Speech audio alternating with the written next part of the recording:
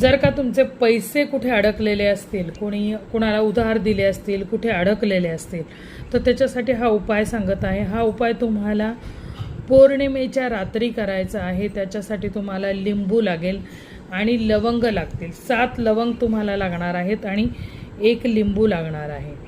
तर हे बघा, ह्या लवंग आहेत माझ्याकडे। अशी फूलवाली लवंग घ्यायची आहे, तिला असं वरती फूल पाहिजे असं लिंबू घ्यायचं आहे। त्याला 7 लवंग अशा 7 टोचून द्यायच्या आहेत पूर्णपणे। आणि ह्या लवंगा टोचलेलं जे लिंबू आहे, टोचताना त्या व्यक्तीचं नाव घ्यायचं आहे ज्या व्यक्तीला तुम्ही पैसे दिलेले आहेत।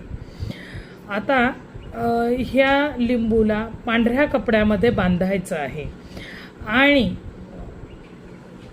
हा जो पांढरा कपडा आहे हा तुम्हाला घेऊन कुठे नदीमध्ये विसर्जन करायचं आहे। स्वच्छ पाण्याच्या झऱ्यामध्ये विसर्जन करायचं आहे। गटारामध्ये किंवा नाल्यामध्ये टाकायचं नाही। तसं जर केलं तर तुमचा उपाय हा पूर्णपणे फुकट जाईल, फेल जाईल। हा उपाय करण्यासाठी तुम्हाला शुद्ध पाण्याचा झरा असण्याची आवश्यकता आहे। तर हा उपाय तुम्ही पौर्णिमेच्या रात्री करा। इतका चमत्कारासारखा उपाय आहे।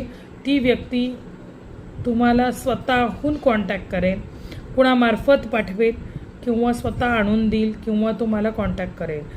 त्याच्या मनामध्ये चलबिचल चालू होईल, तुमचे पैसे घेतलेत तर ते तुम्हाला परत लवकरात लवकर देण्यासाठी तो प्रयत्न करू लागेल। अतिशय असरदार किंवा प्रभावी असा हा उपाय आहे। अनुभव याचे खूप लोकांनी घेतलेले आहेत। तर तुम्ही सुद्धा तुमचा अनुभव घ्या आणि मला कमेंट बॉक्समध्ये जरूर कळवा।